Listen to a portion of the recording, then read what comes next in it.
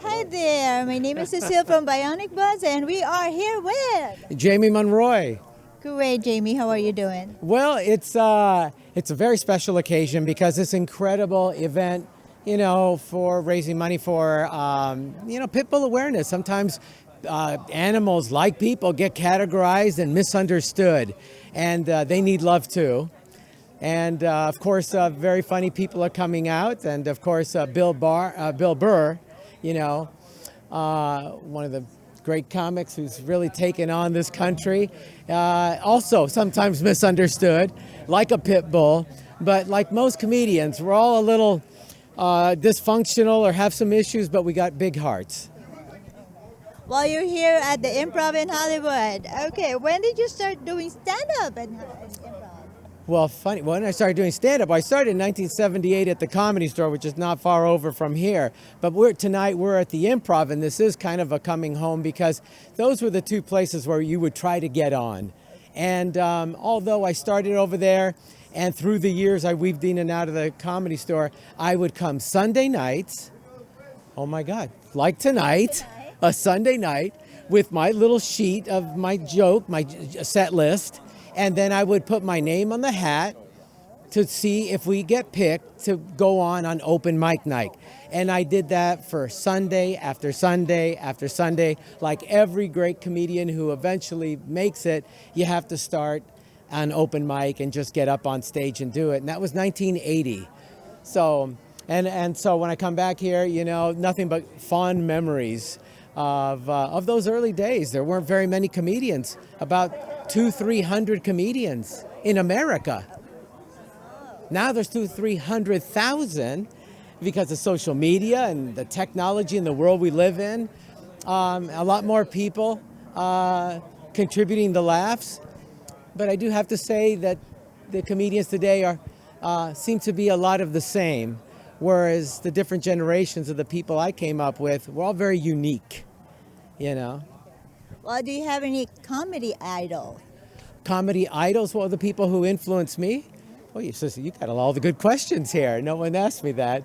But mine were very wholesome, decent. I like Charlie Chaplin because yo soy Latino. And when I was a little muchacho growing up, I didn't speak English. And so the teachers told my parents, have him watch TV and he can learn English watching TV.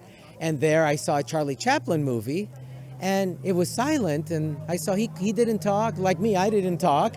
And he just moved around, made funny faces, and that helped him to communicate and make friends and stay out of trouble. And when the guys used to try to chase him and knock him in the head, he would duck and run. And so I started doing that, and it gave me a way to communicate without words. So first Charlie Chaplin, and then later Bob Hope. I would see all the great Bob Hope movies. And then later Johnny Carson, when I would be able to stay up late at night and watch Johnny. He would come out dressed in his suit. I like having a nice style, and so did Johnny coming out.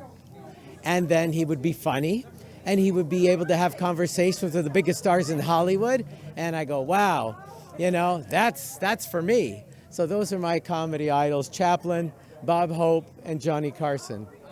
Great. Well, you're one of the pioneers of the Latino comedians. Did that help your career? Well, funny you should ask that, because during that time, we had the great Freddie Prinze from Chico and the Man, a great, really a prodigy if you stop and think about it. He was 18, 19 years old and doing stand-up comedy, Puerto Rican kid. He would say he's Hungarican because he was half Hungarian, German, and Puerto Rican. But we'll take him as a Latino.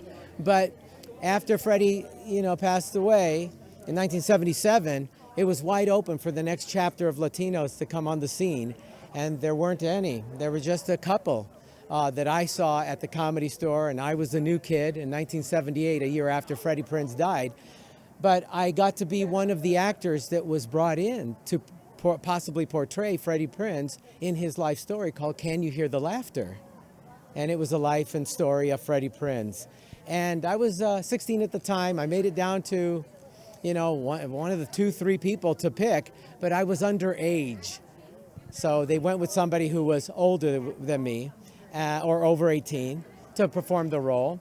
And I continued my career, and And was it easy? Did it help my career? To be honest with you, it was difficult because the only other people who kind of broke through were and had a long struggle was Paul Rodriguez and George Lopez and myself, but I didn't want to play a gimmick or a stereotype. I'm not against any comedian Latino that performs whatever they can perform, but I think we're all American Latinos, and we listen to rock and roll, and we don't forget our roots and where we come from.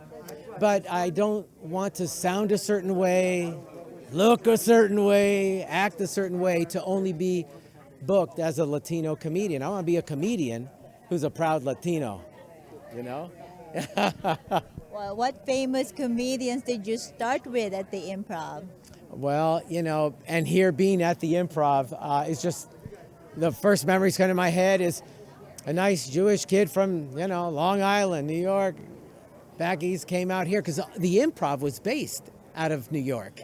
And it was Bud Friedman and his vision to want to give artists a place to have food. And after they performed a song, a dance, a joke. And Jerry Seinfeld was one of the people that I saw here often. And down to earth, working on his bits, and cool and calm and confident.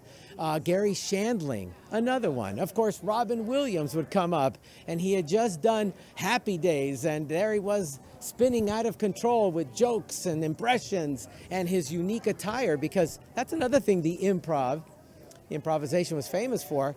I saw that Bud Friedman and Mark Leno, his partner, you know, had an order to things here. And it wasn't a nightclub where you just come in disheveled and have drinks and this and that. There was an order. You had to have your jokes ready. No weapons, no drugs, or anything hidden under your jacket. You had to have your act together. So there was order. And stay out of the aisles because we don't want the fire marshal shutting us down here. You know, so there was order, and there was a uniform. It seemed like a lot of the back east comedians, they were, they wore jeans, t-shirt, and a sport coat. Jeans, t-shirt, and a sport coat.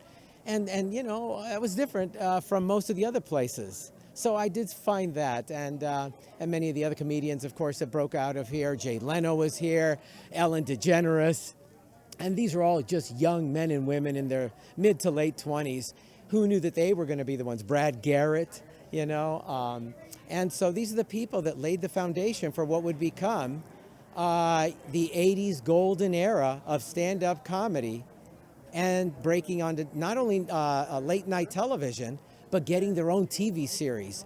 And that's what really opened the eyes to the majority of people that maybe got inspired to become a comedian.